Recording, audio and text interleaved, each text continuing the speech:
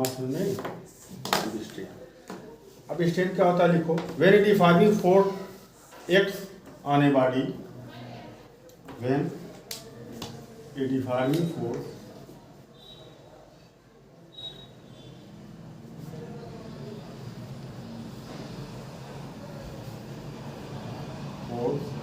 4x on a body,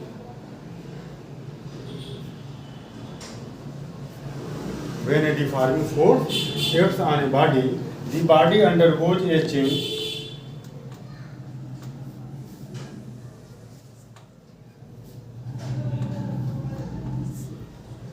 undergoes a किसमें change होगा? Shape में चेंजिंग होगी और साइज में। In it's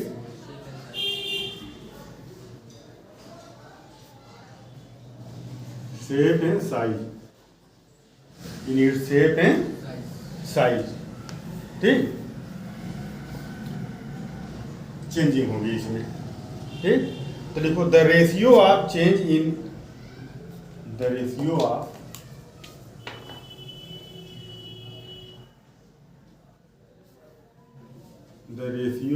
change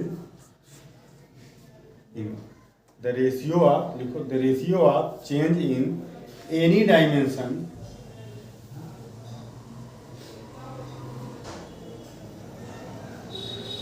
produced in the body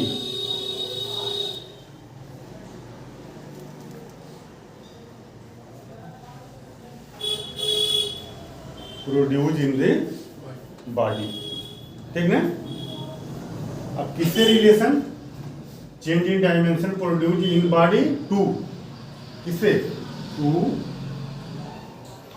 ठीक ना, original dimension,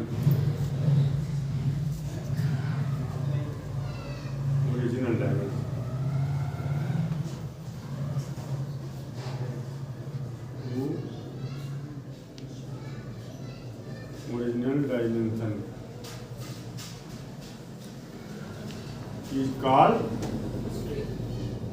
strain,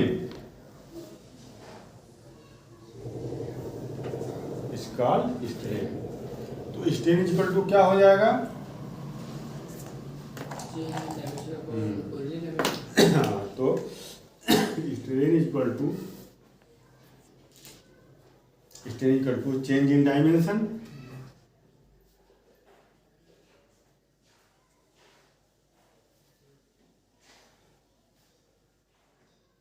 upon change in dimension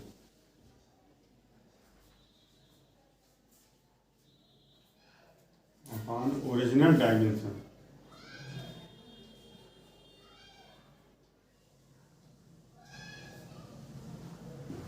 upon original, ठीक। अब जरा देखो एक मिनट, अब देखिए ये डायमेंशन, दोनों डायमेंशन, अगर इसकी लंबाई पर देखो, इसकी लंबाई मान लो 2 mm बढ़ गई, 2 mm को बदल लेंगे आप मीटर में, बदल लेंगे, और इसकी लंबाई मान लो है 5 मीटर, इसकी लंबाई 5 मीटर है, तो 0.00 मीटर मान लो, 0.000 मीटर, कुछ भी आप मान लीजिए, 0.001 मान लीजिए, 0.01 mm मान लीजिए, जो भी आप मान लीजिए, ठीक। तो इसकी लंबाई कितनी है? 5 मीटर, और इस पर जब हम इस डिफॉर्मिंग फोर्स हमने लगाया तो 0.001 मीटर मान लो वो बढ़ गया। तो स्ट्रेन कितना हो जाएगा? Change in dimension 0.001 upon original 5, 0.001 upon 5, ये क्या हो जाएगा? इसका स्ट्रेन हो जाएगा। तो ऊपर भी देखो मीटर में 5 मीटर और नीचे 0.001 मीटर, मीटर से मीटर कैंसिल, तो यूनिट तो कैंसिल हो गया, तो इसकी स्ट्रेन की यूनिट क्या होगी? No unit. यूनिट क्या होगी? नो यूनिट, इसकी कोई यूनिट नहीं होगी। बात समझ में आई? हाँ, इसकी कोई यूनिट नहीं होगी। तो उतर गया। निकालो। अब टाइप्स ऑफ स्ट्रेन में देखो, 3 टाइप से होंगे स्ट्रेन। एक तो ये होगा कि इस पर आप डिफॉर्मिंग फोर्स आपने लगाया, ये लंबाई इसकी इंक्रीज करेगी, लंबाई इंक्रीज करेगी। इसके अंदर जो स्ट्रेन आएगा वो लॉन्गिट्यूडनल स्ट्रेन। क्या होगा? Longitudinal strain.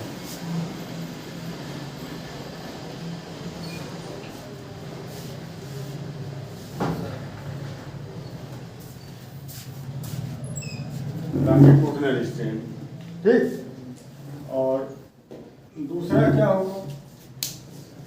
दूसरा ये होगा, देखो मान लो एक गुब्बारा है, उसको हम छोटा है, थोड़ा सा उसमें हमने एयर भरा, इतना बड़ा हो गया, ठीक, इतना बड़ा हुआ, और उसमें हमने एयर भर दिया और बड़ा हो गया, ठीक ना। तो इसके अंदर एक टेंशन आ रहा है, नहीं आ रहा है, स्ट्रेस आ रहा है, तनाव आ रहा है, तो इसके अंदर क्या होगा? स्ट्रेन भी आएगा, इसका वॉल्यूम बढ़ रहा है। या मान लीजिए ये, ठीक, अगर इसका वॉल्यूम इंक्रीज कर रहा है या डिक्रीज कर रहा है, इसका वॉल्यूम, तो जो इसके अंदर स्ट्रेन होगा वो वॉल्यूमेट्रिक स्ट्रेन। और अगर इसका एरिया, अच्छा ये वॉल्यूम की बात कर रहे हैं अभी, वॉल्यूम, अगर इसका वॉल्यूम इंक्रीज हो रहा है या डिक्रीज हो रहा है, तो उससे जो उसके अंदर स्ट्रेन आएगा वो वॉल्यूमेट्रिक, क्या होगा? Volumetric strain, volumetric strain, volumetric strain, ठीक। और तीसरा क्या है? वही शियर स्ट्रेन या टेंजेंशियल स्ट्रेन, ठीक, shear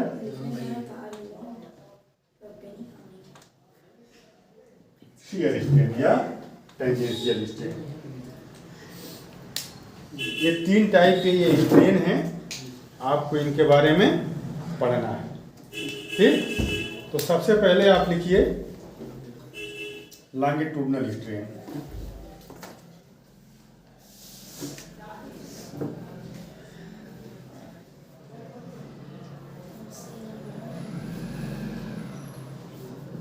longitudinal strain,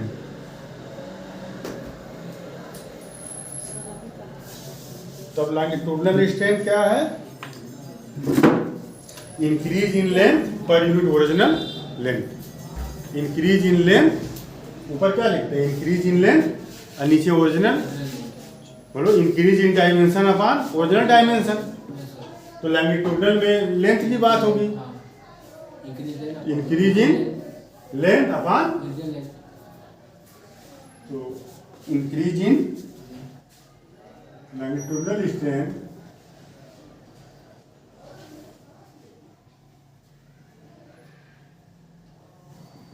increase in length, increase in length upon original length।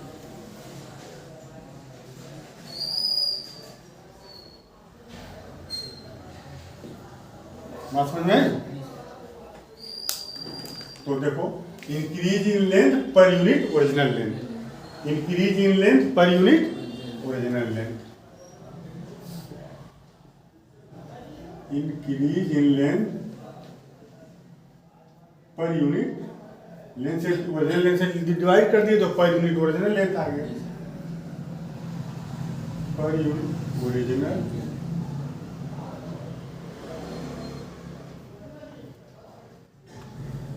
पर unit original length is called, कब? When deforming force is applied, है ना।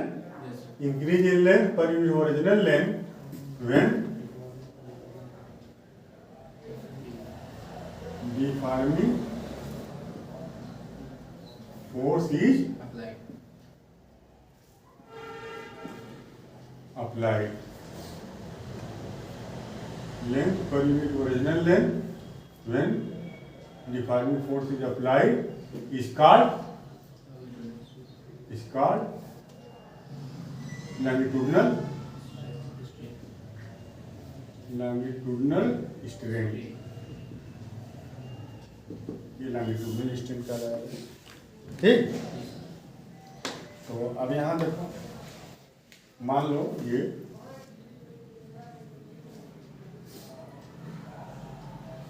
इसकी लेंथ L है, इसकी लेंथ मान लो L है। ठीक, और इस पर आपने फोर्स लगा करके इतना मान लो इसका लेंथ बढ़ गया, कितना बढ़ गया, इतना बढ़ गया। ये लेंथ L है और डेल्टा L मान लो बढ़ गया। ठीक, नीचे डिफॉर्मिंग फोर्स लगाए, डेल्टा L बढ़ गया, तो इसका स्ट्रेन कितना हो जाएगा, स्ट्रेन हो जाएगा डेल्टा L अपान L।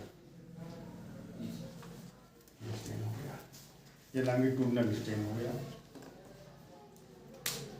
अब इसके बाद वॉल्यूमेट्रिक स्ट्रेन।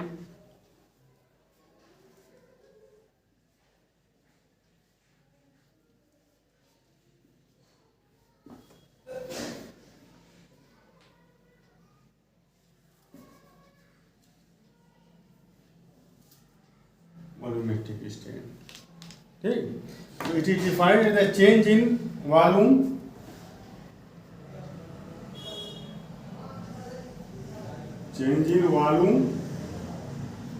पर यूनिट ओरिजिनल वॉल्यूम। ठीक ना, change in volume per unit original volume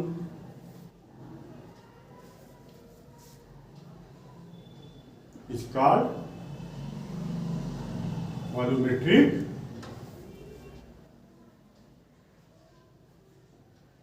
strain. ठीक, लेट ओरिजिनल वॉल्यूम BV, और जब इस पर डिफॉर्मिंग फोर्स हमने लगाया तो change in volume delta V, then volumetric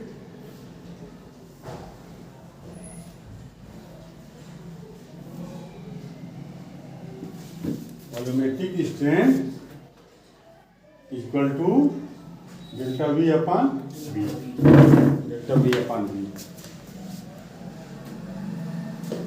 ठीक ना,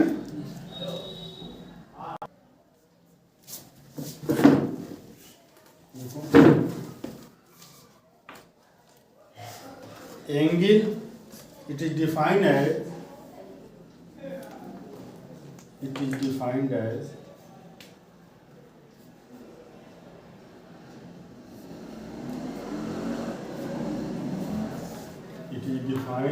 the angle theta, the angle theta किसमें, रेडियन में, the angle theta, और थीटा किसमें रहेगा, रेडियन में, the angle theta through which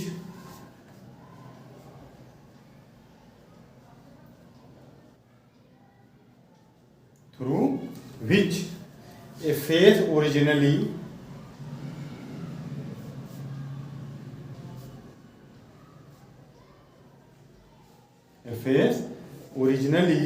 perpendicular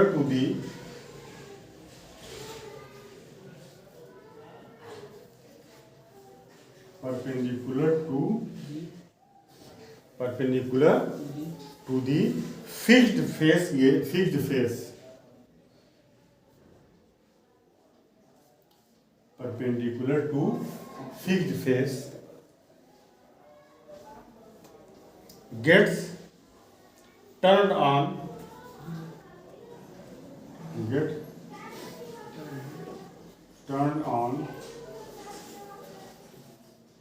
applying tangential deforming force।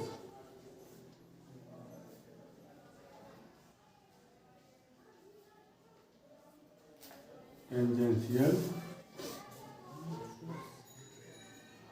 Deforming force. ठीक, तो अब देखो शियर स्ट्रेन, ये एंगल है, देखो ये आपकी ये फिक्स बॉडी है, ठीक, इसके ऊपरी हिस्से पर आपने क्या लगाया, ऐसे कि जो ऊपर वाला पार्ट है इस पर आपने ऐसे डिफॉर्मिंग फोर्स लगाया। तो ये ऊपर वाला ये तो अपनी जगह पर रहेगा, मगर ये थोड़ा सा क्या होगा, खसक जाएगा, ये थोड़ा सा फैल जाएगा। कहाँ आ जाएगा फैल करके, ये मान लो ये यहाँ आ गया, ये यहाँ पर आ गया, ठीक। ये एंगल कितना है, थीटा,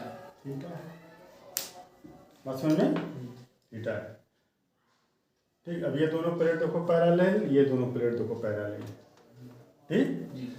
तो ये इसके अंदर जो स्ट्रेस आएगा, इसके अंदर जो स्ट्रेन थीटा डिग्री जो ये मूव किया है, बता ना, ये सॉलिड की आप प्रॉपर्टी पढ़ रहे हैं ना, तो थोड़ा सा ये अगर ये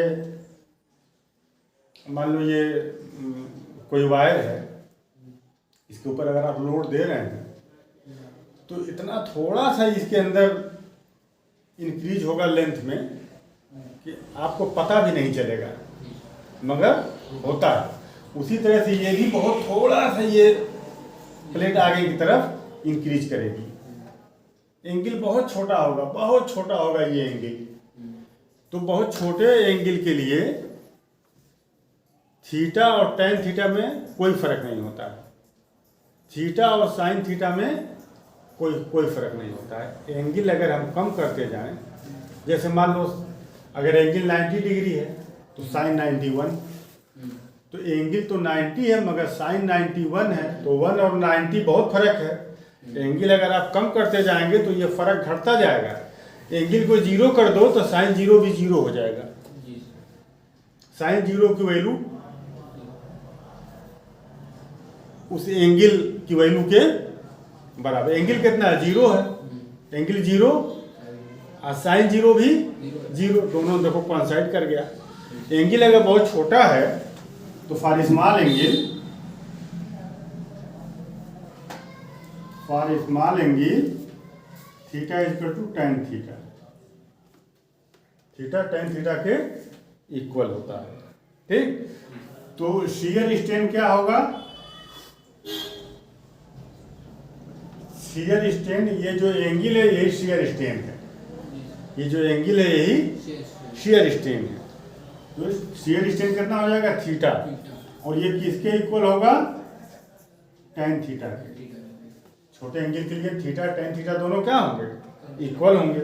तो ये क्या हो जाएगा, रिलेटिव डिस्प्लेसमेंट। देखो यहाँ डिस्प्लेसमेंट कितना हुआ है, यहाँ से इतना, यहाँ से इतना ये डिस्प्लेसमेंट हुआ इस वाले प्लेट में, ठीक। तो रिलेटिव डिस्प्लेसमेंट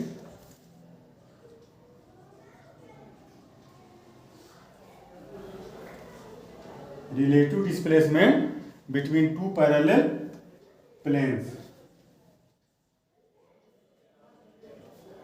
टू पैरेलल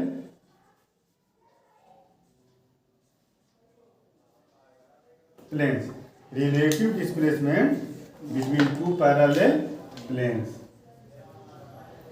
ठीक। और अपान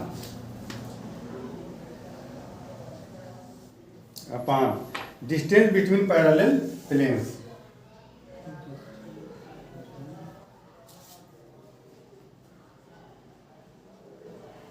parallel between parallel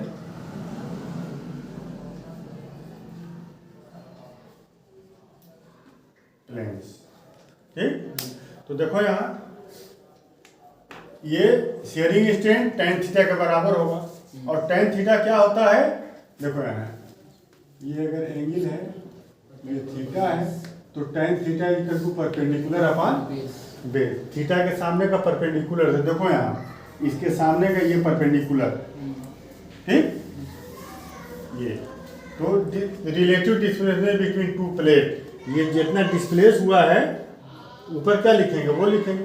tan theta equal to क्या होता है, परपेंडिकुलर अपॉन बेस। तो देखो इस एंगल के लिए, देखो यहाँ के लिए देखो